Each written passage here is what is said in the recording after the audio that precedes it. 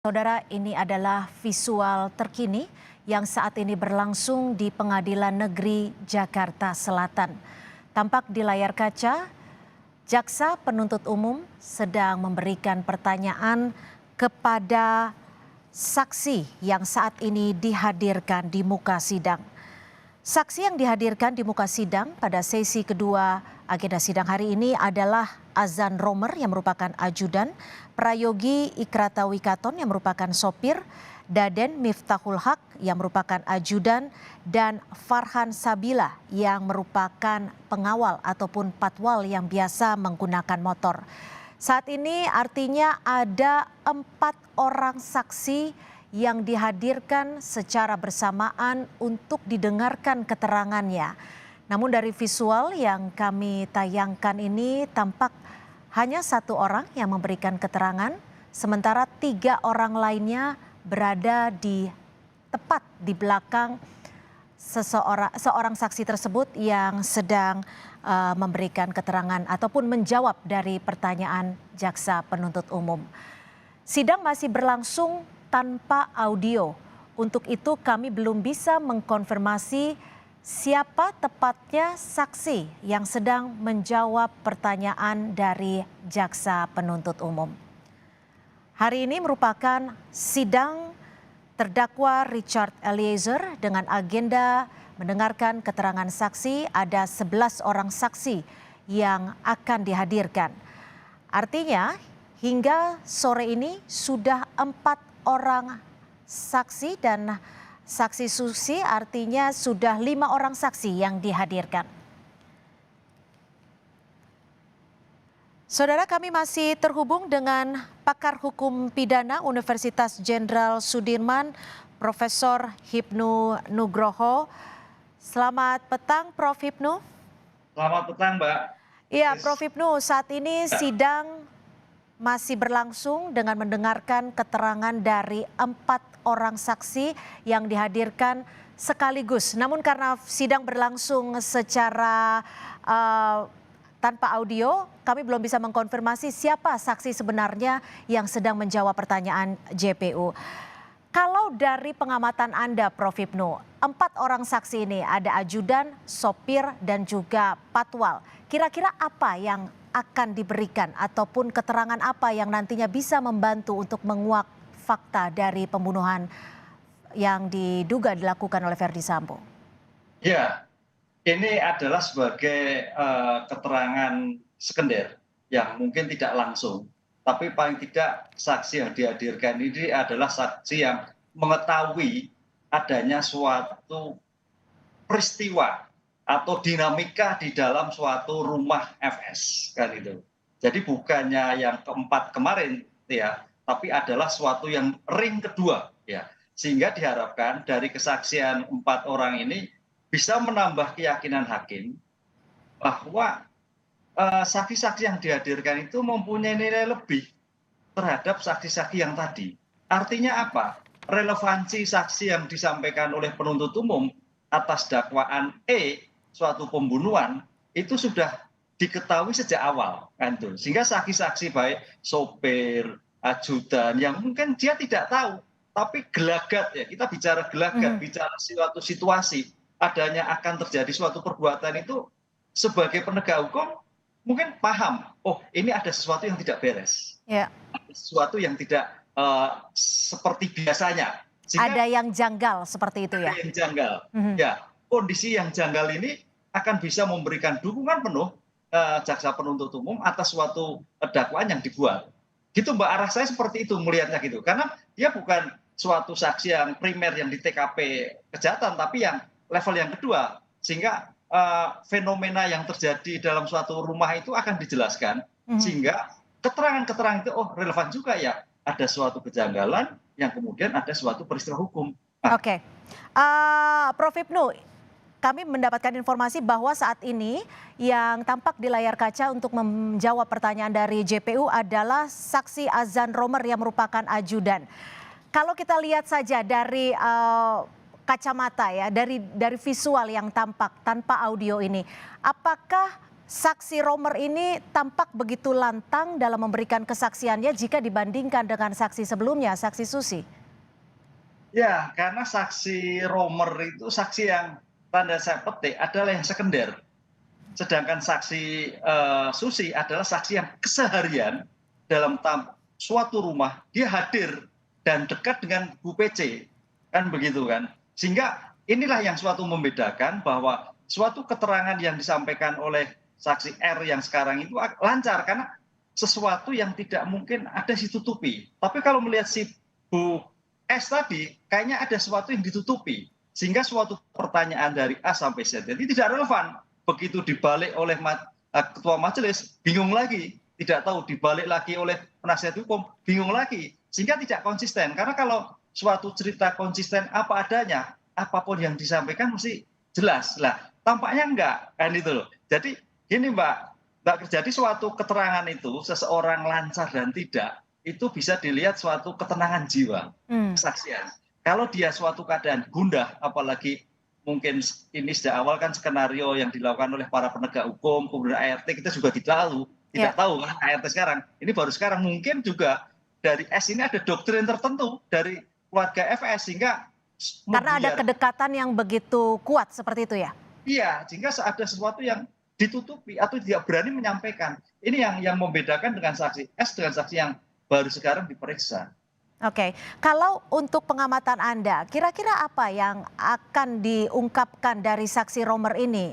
Ataupun pertanyaan-pertanyaan apa yang disampaikan oleh jaksa penuntut umum?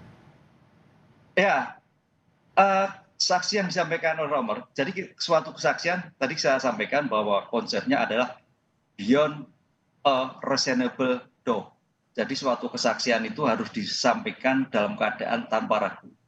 Lah, saksi R ini yang sekarang diperiksa lihatnya tanpa ragu. Itu yang disebut asas beyond unreasonable doubt itu seperti itu. Tapi yang tadi ragu-ragu. Ragu-ragu mungkin ada kedekatan dengan pihak keluarga. Lah, kenapa ini tidak ragu? Karena memang hanya mengenai fenomena di luar. Kan itu. Tapi konsep di luar yang terjangkauan R itu mendukung sekali ada sesuatu yang tidak biasa sehingga ada suatu kejahatan pembunuhan berencana tadi. Ini yang menjadikan kita melihat sekilas beliau menjadikan suatu keterangan yang lancar dengan gerak-gerik yang cukup meyakinkan ya sangat ideal lah suatu keterangan apa yang ia lihat temukan dalam suatu peristiwa terjadi itu. Ini yang membedakan Mbak. Mudah-mudahan dari kesaksian yang disampaikan ini bisa menutup tadi keterangan S tadi. Oke. Apakah dari kacamata hukum sebenarnya dari visual, dari mimik, dari penjelasan yang disampaikan oleh saksi ini bisa secara gamblang diperlihatkan saksi ini berkata jujur atau tidak. Maka dari itu hakim sempat meragukan pernyataan ataupun keterangan dari Susi. Prof. Hipnu. Ya, gini Mbak, dalam suatu persidangan kami kan di kampus itu ada suatu MCC. MCC itu moot court ya. Dalam suatu persidangan, moot court atau peradilan semu, justru yang melihat itu adalah bagaimana gestur seseorang menjelaskan, gestur seseorang menanyakan. Kalau gesturnya itu adalah langsung, saya sih bukan ahli gestur ya, tapi dalam keseharian kita memberikan pembelajaran pada mahasiswa, itu sangat menentukan sekali. Kalau seseorang itu bisa menjawab dengan lancar, oh berarti tidak ada beban. Tapi kalau dia menjawab dengan sepotong-sepotong berarti ada beban. Ini yang sering kita diskusikan di dalam suatu kampus ketika ada lomba-lomba. Karena bicara hukum, bicara mimik, gestur itu sangat menentukan. Bagaimana bisa meyakinkan klien, itu berarti kan harus ada suatu upaya untuk meyakinkan. Suatu mimik yang tegas gitu loh Mbak. Gitu. Ya, tapi artinya titik awal untuk mengetahui apakah seseorang ini berkata jujur atau ada yang disembunyikan, seperti itu ya Prof? Iya, itu yang sering kita sampaikan pada mahasiswa untuk lomba-lomba itu akhirnya menang. Menangnya karena bisa meyakinkan. Kalau sebagai seorang majelis berarti mampu menggali berarti memberi jawaban tepat yang bersangkutan tidak merasa menjadikan suatu beban. Gitu. Prof. Hipnu, Kalau tadi sebelumnya untuk kesaksian yang disampaikan oleh saksi Susi, hakim menduga sudah ada jawaban yang disiapkan oleh saksi Susi karena ada beberapa jawaban yang belum selesai diutarakan atau disampaikan, tapi si saksi tersebut sudah menjawabnya. Sementara hakim juga menyebutkan bahwa Susi bisa dikatakan terjebak dalam kebohongannya sendiri. Kalau pengamatan Anda sendiri seperti apa? Ya, itu bisa jadi. Bisa jadi. Karena begini, suatu pertanyaan di dalam suatu sidang, ada 3 hal yang tidak boleh.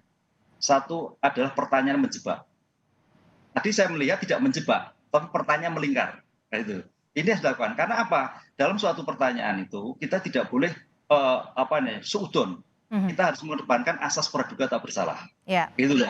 Begitu melingkar, oh berarti dia kejebak. Satu, tidak boleh menjebak. Kedua, pertanyaan yang tidak senonoh. Makanya tadi dihadapkan sekali bagaimana pertemuan. Dan 3 pertanyaan tidak relevan. 3 hal ini yang dihindarkan dalam suatu persidangan. Nah, tadi saya melihat bagaimana majelis penuntut umum untuk bisa memberikan keyakinan pada saksi, bisa menjawab dengan tenang. Rupanya melompat-lompat, tidak urut. Lah, kondisi tidak urut tadi makanya dikatakan oleh ini gimana kamu jawabnya tidak jelas karena tidak sebagai urut pertanyaan, padahal pertanyaannya urut kan gitu loh Mbak. Iya.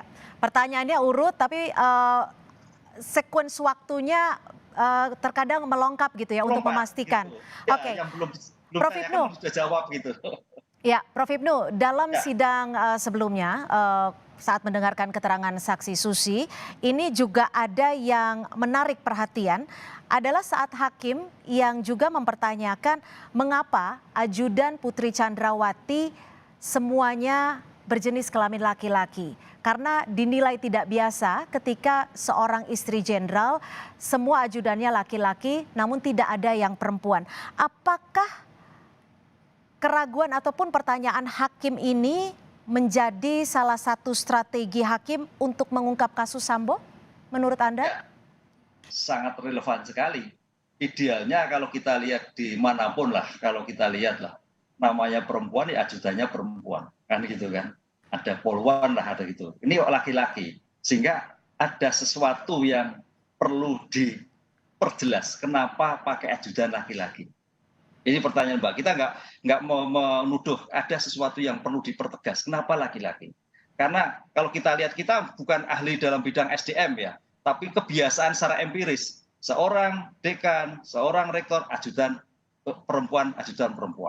Demikian juga kalau kita lihat beberapa di kepolisian laki-laki. Kalau Kapolri perempuan juga perempuan. Nah, ini kenapa sampai terjadi itu? Ini menggali. Makanya tadi saya katakan dari koreksi ini nampaknya Mbak ada sesuatu yang dilakukan oleh majelis sebetulnya untuk membongkar motifnya itu apa kan itu.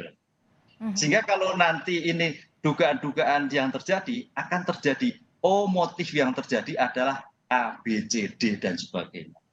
Jadi karena memang ada strategi khusus yang sedang dilakukan hakim sebenarnya ya Prof? Betul gitu Mbak. Karena di sini dalam suatu teori bertanya itu juga ada kecerdikan, taktik dan teknik. Kecerdikan itu yang sekarang dilakukan oleh pada majelis, oleh penuntut umum untuk paling tidak bukan menjebak, menjadikan titik temu bahwa ini loh permasalahannya begitu. Oke, baik, kecerdikan, aktif dan teknik untuk menemukan titik temu.